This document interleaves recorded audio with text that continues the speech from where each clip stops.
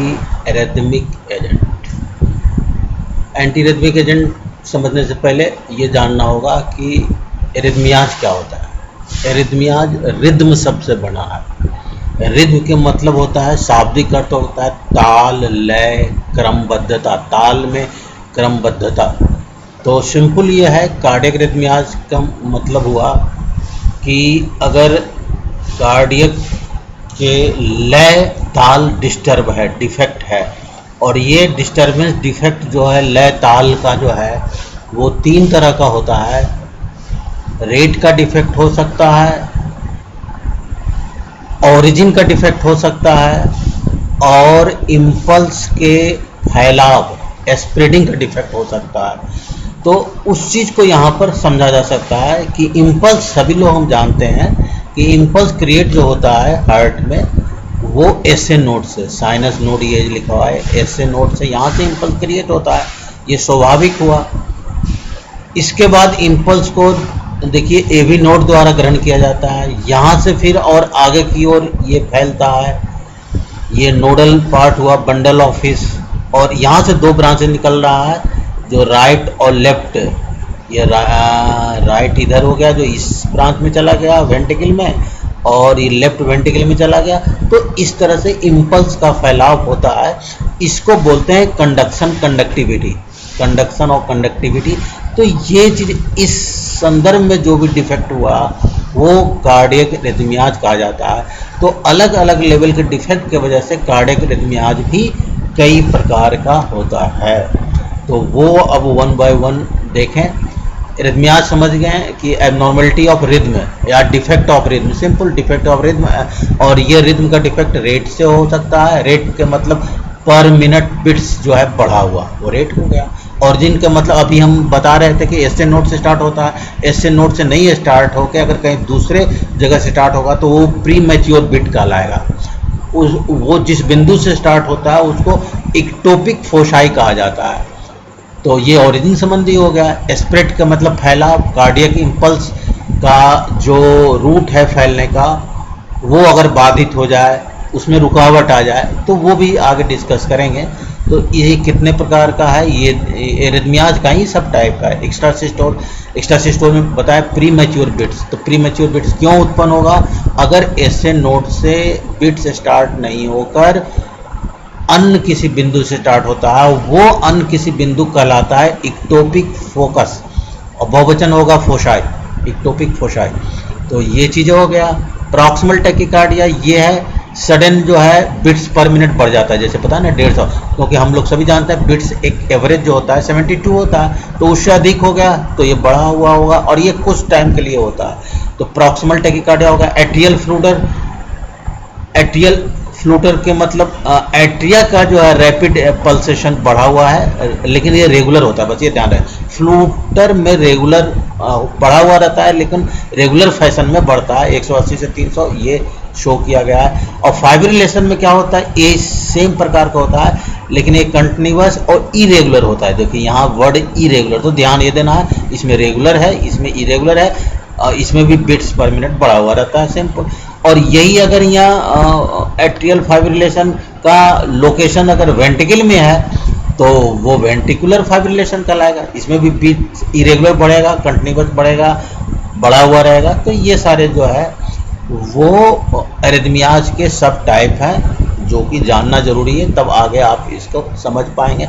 अब स्टार्ट करते हैं कि वे ड्रग, वे एजेंट जो विभिन्न प्रकार के कार्डियक एरिथमियाज में चिकित्सीय रूप से प्रयोग किए जाते हैं, उसको रोकथाम करते हैं, प्रिवेंट करते हैं, तो उन्हें एंटी एरिथमिक एजेंट कहा जाएगा। तो ये जो है एंटी एरिथमिक एजेंट का एक ओवरऑल मैकेनिज्म ऑफ एक्शन, कि किस तरह से ये ड्रग्स जो विभिन्न क्लास ग्रुप के होते हैं वो किस तरह से एक्शन करते हैं। तो उसमें विभिन्न ये चीज़ें बिंदु महत्वपूर्ण है जो समझना है। देखिए पहला बिंदु है elevation of threshold potential. Threshold potential elevate करना मतलब बढ़ाना, थ्रेशोल्ड पोटेंशियल को बढ़ाकर एंटी एरिथमिक प्रभाव उत्पन्न करते हैं ड्रग। फिर क्या है, slowing of diastolic depolarisation and decrease the automaticity of ectopic foci. अभी हम डिस्कस किए थे इक्टोपिक फोसाई क्या होता है, तो उसकी जो है इक्टोपिक फोसाई के द्वारा जो ऑटोमेटिसिटी जो है उसको कम करेगा। और डायस्टोलिक डीपोलराइजेशन क्रिया जो है वो भी स्लो होगा, कम होगा, लेस होगा, तब एंटी एरिथमिक प्रभाव उत्पन्न, क्योंकि डीपोलराइजेशन क्रिया अत्यधिक बढ़ा हुआ रहता है तो उसको स्लो डाउन करना है तभी नॉर्मलाइज होगा। रिफ्रैक्टिव पीरियड इंक्रीज होना चाहिए। रिफ्रैक्टिव पीरियड इंक्रीज होने से जो ब्लॉकेज जो हो जाते हैं, जो नर्व इम्पल्स के रास्ते में जो रुकावट उत्पन्न होते हैं, तो वो यूनिडायरेक्शनल ब्लॉक को बाई डायरेक्शनल बदलने में आसानी होता है रिफ्रैक्टिव पीरियड अधिक होने से। तो ये सिंपल चीज़ है। डिक्रीज इन कंडक्शन वेलोसिटी, ये हम अभी बताए थे कि इसमें चूंकि कंडक्शन वेलोसिटी बहुत अधिक बढ़ा हुआ रहता है। अभी हम बताएं 180 से 200, 250, 300 बिट्स पर मिनट, तो ये कंडक्शन वेलोसिटी बढ़ा हुआ है, रेट बढ़ा हुआ है, तो इसी को नॉर्मलाइज करना है तो कंडक्शन वेलोसिटी को कम करेगा। जो भी एंटी एरिथमिक ड्रग होगा वो कंडक्शन वेलोसिटी को कम करेगा। पोटासियम इफ्लक्स, देखिए रिलेटिव डिपोलाइजेशन में होता है, सोडियम आयन का इन्फ्लक्स होता है और पोटासियम आयन का, तो कुछ ड्रग सोडियम चैनल के द्वारा अपना मैकेनिज्म ऑफ एक्शन प्रदर्शित करते हैं और कुछ ड्रग जो है पोटासियम इफ्लक्स के द्वारा, यानी पोटासियम अंदर की ओर होता है वो बाहर की ओर मूवमेंट होगा तो इफ्लक्स कहलाएगा, और सोडियम बाहर की ओर होता है तो अंदर की ओर मूवमेंट होगा तो इन्फ्लक्स कहलाता है। तो ये डिपोलाइजेशन क्रिया का प्रक्रिया है, स्टेप है 1, 2। इफेक्टिंग एडिनर्जिक मैकेनिज्म, एक लास्ट महत्वपूर्ण है कि एडिनर्जिक रिसेप्टर जो होते हैं 2 प्रकार के होते हैं, अल्फा बीटा, तो जो इस रिसेप्टर को ब्लॉक करेगा तो वो उसमें प्रोपेनोलॉल, सोटेलॉल, इन सब का जो है एंटी एरिथमिक प्रभाव इस मैकेनिज्म के द्वारा होता है, रिसेप्टर ब्लॉकेज द्वारा होता है। तो ये अब इसका क्लासिफिकेशन सिंपल क्लासिफिकेशन है। पहले ग्रुप 1, चाहे कहीं जाए क्लास भी लिखा जा सकता है, ग्रुप 1 लिखें चाहे क्लास 1 लिखें, एक ही चीज़ है। किसी किसी बुक में क्लास 1 क्लास 2 भी लिखा हुआ है। इसमें देखिए पहला जो महत्वपूर्ण है ग्रुप ए में, ग्रुप ए का सब टाइप 3 है, 1A, 1B, 1C। तो पहला जो है वो है sodium channel blocker. Sodium channel blocker में ये देखिए क्विनिडीन है, प्रोकेनामाइड है, ये बहुत इंपॉर्टेंट महत्वपूर्ण ड्रग है। बी में लिग्लोकेन, ये लोकल एनेस्थेटिक होता है, इसके बारे में आगे डिस्कस करेंगे। 1A का हो गया, 1B का हो गया, 1C का फ्लिकेनाइड, इनकेनाइड, ये इसका है, C का है। तो ये ग्रुप 1 का 1A, 1B, 1C था। अब ग्रुप 2 या क्लास 2 ये बीटा एनर्जिक ब्लॉकर जो अभी बता रहे थे, बीटा ब्लॉकर ये है, सोटेलॉल, प्रोपेनोलॉल, ये इसके साल्ट एंड ड्रग है। ग्रुप 3 यानी क्लास 3 में आ गया पोटासियम चैनल ब्लॉकर। पोटासियम का जो हम डिस्कस कर रहे थे, इफ्लक्स ऑफ पोटासियम, तो वो डिपोलाइजेशन क्रिया का एक पार्ट है, तो उसको पर इफेक्टिव रूप से जो उसको ब्लॉक करता है एम्यूडेरॉन। यद्यपि एम्यूडेरॉन जो है वो ब्रॉड स्पेक्ट्रम में आता है, जो हम आगे डिस्कस करेंगे, लेकिन इसमें चूंकि ये एक्शन जो होता है प्रभावशाली रूप से होता है, अन भी एक्शन रखता है, ये सभी ग्रुप के एक्शन रखते हैं इसमें, वो हम आगे डिस्कस करेंगे। ग्रुप 4 जो है कैल्शियम चैनल ब्लॉकर, कैल्शियम यहाँ एंटी एरिथमिक एक्शन भी रखता है, एंटी एंजिनल एक्शन भी होता है, तो ये तमाम सारे कैल्शियम चैनल बड़ा, और एंटी हाइपरटेंसिव एक्शन भी रखता है कैल्शियम चैनल ब्लॉकर। एविरापेमिल, डिल्टियाजेम, इसमें जो है ये दोनों का है ज़्यादा रोल है। नेफेडेपिन का इसमें एंटी एरिथमिक प्रभाव नहीं होता है। क्विनिडीन का अब 1 by 1 डिस्कस करें, कुछ साल्ट का डिस्कस करना है।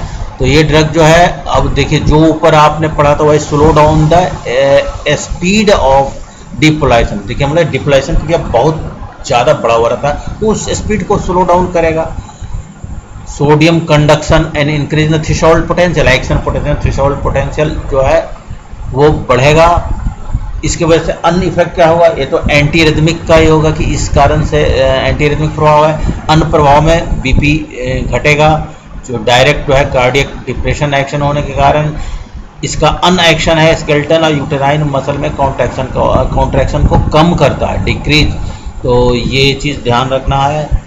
नेक्स्ट है यूजेज, इसका हो गया uses atrial flutter, atrial fibrillation, ये हम पहले बता चुके हैं, atrial flutter fibrillation, ventricular tachycardia, atrial and ventricular extra systole, ये सारे जो है ये चीज़ें हैं। एडवर्स इफेक्ट क्या होगा, क्विनिडीन महत्वपूर्ण है, तो इसमें सडन कार्डियक अरेस्ट हो सकता है। सिंकोनिज्म, इसका कंबाइन एक साथ बहुत सारे सिम्टम होते हैं जिसको सिंकोनिज्म कहा जाता है। एंजियो ओडिमा, वास्कुलर कोलैप्स हो सकता है, स्किन रैश हो सकता है, कन्वर्जन हो सकता है। अब एक इसी क्लास का एक ड्रग महत्वपूर्ण है, देखिए ये यहाँ देखने के लिए ये है प्रोकेनामाइड। देखिए इसका मार्केट प्रिपरेशन यहाँ शो किया गया है। प्रोकेनामाइड में क्या होगा, प्रोकेनामाइड आइडेंटिकल एक्शन है, क्विनिडीन की तरह ही एक्शन होता है, बस ये ध्यान रखना है कि क्विनिडीन की तुलना में इसमें ये डिफरेंसेज है। क्या डिफरेंसेज है, मिनिमम एंटीवेगल एक्शन उसकी तुलना में कम होगा। इक्टोपिक फोसाई जो होता है उसको सप्रेस कम करेगा उसके तुलना में, क्विनिडीन के तुलना में। और इसमें नो अल्फा ब्लॉकिंग एक्शन बिल्कुल नहीं होता है, और कॉन्ट्रैक्टिलिटी को डिप्रेस उसके तुलना में कम करेगा। तो ये सिंपल उसका तुलनात्मक लाइन याद रखना है इसमें। ये इसका हो गया। लिग्नोकेन हम लोग सभी पढ़े हैं, देखिए लिग्नोकेन का यहाँ ये प्रिपरेशन, मार्केट प्रिपरेशन 2% देखिए शो किया गया है। तो लिग्नोकेन यद्यपि मूल रूप से लोकल एनेस्थेटिक चैप्टर का है, लेकिन इसके साथ साथ जो है it is local anaesthetic drug है। इसमें जो है potent suppression of cardiac activity को सप्रेस करता है। और देखिए लेकिन ये जो कंडक्शन वेलोसिटी इसके द्वारा प्रभावित नहीं होता है, तो ये चीज़ ध्यान रखना, इसके द्वारा जो है कंडक्शन वेलोसिटी प्रभावित नहीं होता है, और कार्डियक पर इसका बहुत कम प्रभाव होता है। तो ये चीज़ें इसमें बताया गया है। नेक्स्ट चलें, कॉन्ट्रैक्टिलिटी और आर्टेरियल बीपी, एम्यूडेरोन। देखिए इसके साइड में ये एम्यूडेरोन प्रिपरेशन का मार्केट प्रिपरेशन शो किया गया है। इसी के हम चर्चा कर रहे थे शुरू में कि ये देखिए ब्रॉड स्पेक्ट्रम कहा जाता है, जो बहुत सारे कंबाइंड एंटी एरिथमिक एक्शन रखता हो। एक एक्शन नहीं, एंटी एरिथमिक एक्शन का।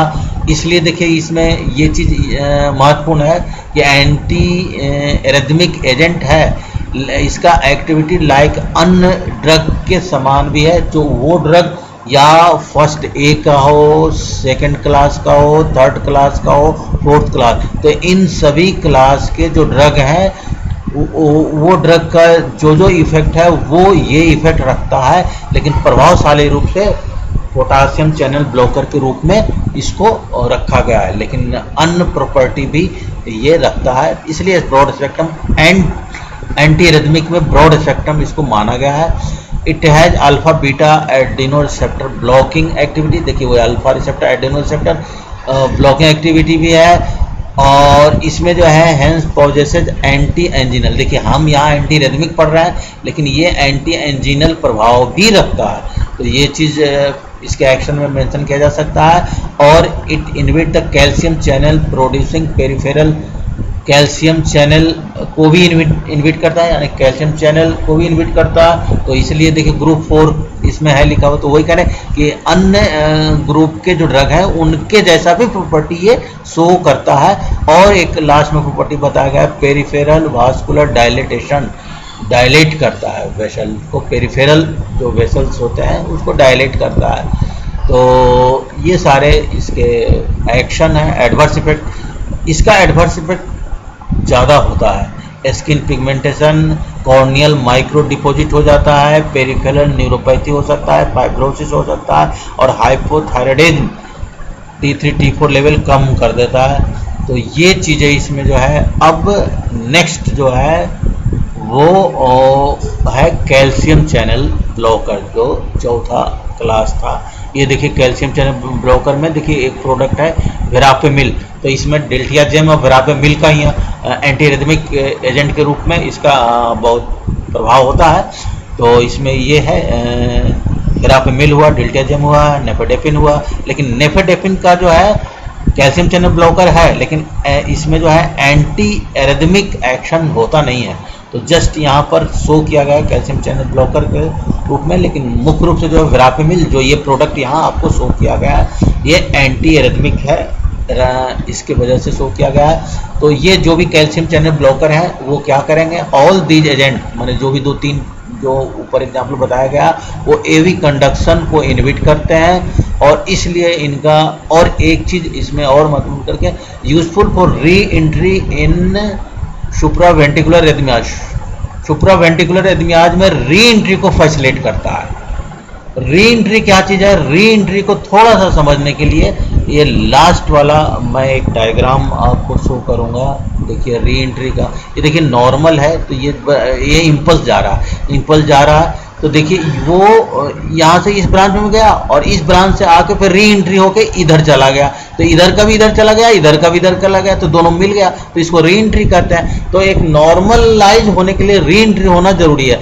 अब एबनॉर्मल कंडीशन में क्या है, तो नॉर्मल कंडीशन का हो गया। एबनॉर्मल कंडीशन में क्या है कि यूनिडायरेक्शनल ब्लॉक, देखिए एक डायरेक्शन में ब्लॉक है, अब ब्लॉक है तो इधर तो ये इम्पल्स जाएगा नहीं, इधर से जाएगा तो ये डेड हो जाएगा, इधर से आएगा तो ये डेड हो जाएगा।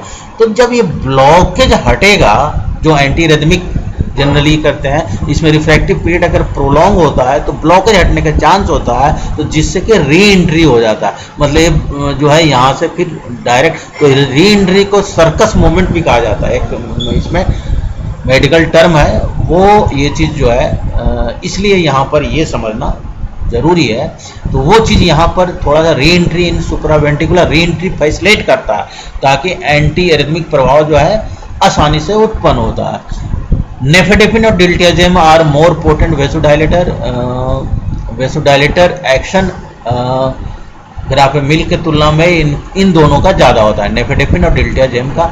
और ये हम पहले ही बता चुके हैं, नेफेडेफिन जो है वो divide of anti arrhythmic effect, इसमें एंटी एरिथमिक प्रभाव नहीं होता है, यद्यपि कैल्शियम चैनल ब्लॉकर है लेकिन एंटी एरिथमिक प्रभाव से मुक्त है।